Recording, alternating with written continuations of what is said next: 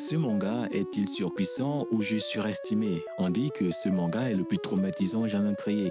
Une œuvre qui vous attrape, vous détruit de l'intérieur et vous ne dormez plus pendant des jours après l'avoir terminé. Il a fait pleurer tout le Japon avant de débarquer en France et de se faire la réputation d'être la chose la plus folle, la plus puissante émotionnellement que vous lirez jamais. Mais d'autres disent que c'est juste un drame qui en fait trop. Une histoire qui appuie si fort sur le bouton de la tragédie que si on devient prévisible, presque une parodie de la noirceur, et beaucoup moins intelligente qu'elle ne le prétend. Alors, le péché originel de ta copie, est-ce un chef-d'œuvre psychologique qui a changé le game du manga, ou c'est juste le phénomène le plus surcoté de la décennie, porté par un buzz complètement fou? Aujourd'hui, on ne va pas y aller par quatre chemins, on va analyser chaque argument, on pèse le pour et le contre. Aujourd'hui, on met fin à ce débat une bonne fois pour toutes. Ok, avant d'entrer dans les détails les plus dingues, voilà tout ce que vous devez savoir sans spoiler. Le péché originel de ta copie est un manga choc qui raconte son histoire en seulement 2 tomes. Oui, vous avez bien entendu, 2 tomes. Il est écrit par Taizengo, je dis Taizengo parce que vas-y. Je suis japonais, Tomo, je suis fils du soleil levant. Arigato. Je suis japonais. C'est un auteur connu pour être obsédé par les drames humains les plus fous. Le manga a été publié en ligne au Japon en 2021 sur la plateforme Shonen Jump. Il a tellement explosé que c'est devenu un phénomène immédiatement. Il est arrivé en France en janvier 2023 et tout le monde disait que c'était le truc à lire absolument, mais qu'il allait vous anéantir. Le succès était si gigantesque qu'ils ont même sorti un animé cet été en 2025 de 6 épisodes. Le concept est totalement fou. On a ta copie, un adorable petit poulpe extraterrestre rose de la planète Happy, dont la seule mission est de rendre les gens heureux. Il rencontre Shizuka, une écolière de 9 ans qui est son opposé total, silencieuse, seule et avec le visage le plus triste au monde. La copie, dans son innocence totale, décide de la faire sourire avec ses Happy Gadgets, qui sont comme des jouets sortis de la poche de Doraemon, mais version malsaine. Et c'est là que ça devient complètement fou, ce contraste entre le design mignon de ta copie et la réalité hyper sombre et violente de Shizuka est la clé de tout. C'est ce qui a fait parler le monde entier et c'est notre point de départ. Maintenant, pour vraiment comprendre, on doit aller au fin fond du sujet. Ça veut dire que cette vidéo contient du spoil. Si vous n'avez pas lu le manga, mettez cette vidéo en pause, allez le lire et revenez. Pour les autres, c'est parti, on plonge dans l'eau. D'abord, team chef-d'œuvre. Ce sont les gens qui disent que ta copie est l'un des plus grands mangas jamais créés. Pour eux, la puissance du manga, ce n'est pas juste l'histoire, c'est l'expérience de lecture elle-même. Et dans le cas de ce manga, c'est une descente aux enfers. On découvre très vite que Shizuka est victime de harcèlement scolaire à un niveau juste insupportable de la part de sa camarade de classe Marina. Et sa maison n'est pas un refuge, non, loin de là, c'est un autre enfer. Sa mère est absente, piégée dans sa propre dépression. Son seul ami, son chien, Chappie, lui est enlevé de la façon la plus brutale qu'il soit. Et voilà ce qui rend ce manga si puissant. L'innocence de ta copie, l'extraterrestre ne comprend rien à la cruauté humaine. Il prend un problème, il sort un gadget et dit « je peux le résoudre ». Mais chaque chose qu'il fait pour réparer la situation rend la chose 1 million de fois pire. Les conséquences sont de plus en plus tragiques. Donne à Shizuka un appareil photo pour créer de bons souvenirs. L'objet devient une pièce à conviction dans un meurtre. Il remonte le temps. Il crée juste de nouvelles façons de souffrir, prouvant que certains traumatismes ne peuvent jamais être effacés. Ce qui rend ta copie si fou, c'est qu'il ne fait aucun compromis. Il vous jette au visage les termes les plus durs. Harcèlement, négligence, dépression infantile, tout ça avec une franchise démentielle. Le manga ose montrer ce que tout le monde ignore. Les parents sont brisés, ce ne sont pas des monstres, juste des gens qui transmettent leur propre souffrance à leur enfant. Et ça ne s'arrête pas là. Le manga nous fait entrer dans la tête de la harceleuse. Marina, on découvre qu'elle est aussi une victime écrasée par ses parents. Le bourreau est aussi une victime. Il n'y a donc aucun gentil et aucun méchant.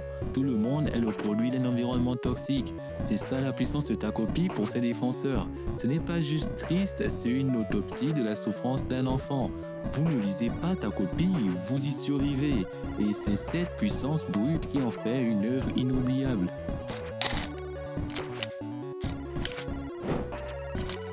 Ok, Ok, changeons de bord, maintenant la team surcotée. Ces gens disent que ta copie n'est pas un chef-d'œuvre, mais qu'il utilise juste des astuces faciles pour vous choquer. Leur reproche numéro 1, non, le drame est complètement exagéré. Avec une nation de malheur qui tombe sur Shizuka et c'est intense que ça devient presque ridicule. Harcèlement extrême, parents horribles, pauvreté. En passant, moi aussi je suis pauvre, donc abonne-toi et lâche un like et merci. Si en fait c'est une avalanche de misère tellement énorme que ça ne semble plus crédible. C'est comme si l'auteur cochait des cases sur une liste de tragédies juste pour pouvoir nous choquer. Cette critique pointe un défaut majeur, le manque de nuances. En balançant autant de tragédies en seulement 2 tomes, le manga n'a pas le temps d'explorer ces thèmes en profondeur. La psychologie des parents est à peine esquissée, ils sont juste des mauvais parents pour faire avancer l'histoire. Certains pensent que le choc est une solution de facilité. Le contraste entre le mignon ta copie et l'horreur ambiante du manga, c'est une idée de génie, mais est-ce que l'histoire tient debout sans ça? Est-ce que la noirceur n'est pas juste trop facile? L'objectif de traumatiser le lecteur est si évident que ça peut tuer l'émotion. On voit les ficelles et l'impact est moins fort. Ne parlons même pas de la conclusion. Pour beaucoup, elle est complètement incohérente. Après nous avoir noyés dans le désespoir, la fin semble trop rapide, trop naïve. En gros, pour cette équipe, ta copie est efficace, oui, mais ce n'est pas l'analyse psychologique profonde qu'elle prétend être.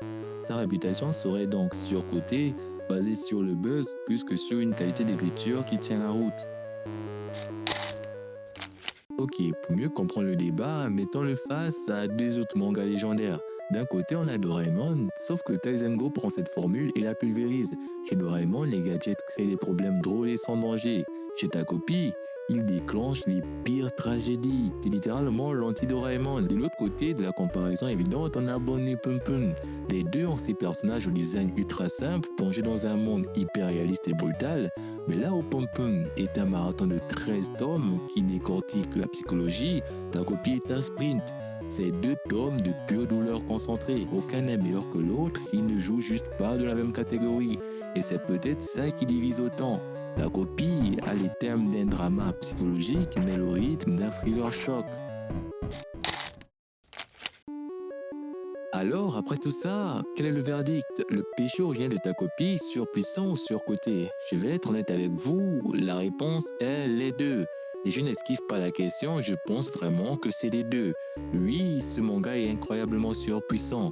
Il est surpuissant dans sa capacité à vous rendre physiquement mal à l'aise. Sa façon de fracasser des sujets tabous est dingue. Et son utilisation du contraste est du pur génie. Il vous marque à vie et très peu de mangas peuvent en faire autant. Mais il est aussi un peu surcoté. Si vous vous attendez au même génie psychologique qu'un monstre comme Bonnie Pum Pum, vous serez déçu. C'est tout simplement trop court pour aller aussi loin. En gros, le péché originel de ta copie est une expérience extrême. Ce n'est pas une dissertation, c'est un cri strident et brutal, qui vous force à regarder ce que vous ne voulez pas voir. Sa valeur n'est pas dans la finesse de son analyse, mais dans la violence du choc qu'il envoie à votre système.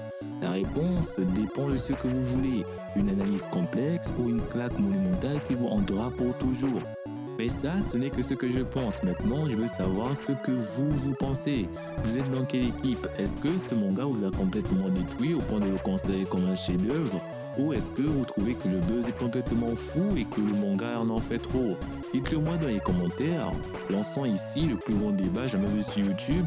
Si cette analyse t'a plu, fracasse ce bouton j'aime et surtout n'oublie pas de t'abonner. Ne pas manquer les prochaines vidéos. Merci d'avoir regardé, c'était LV Paisen et je vous dis à une prochaine vidéo.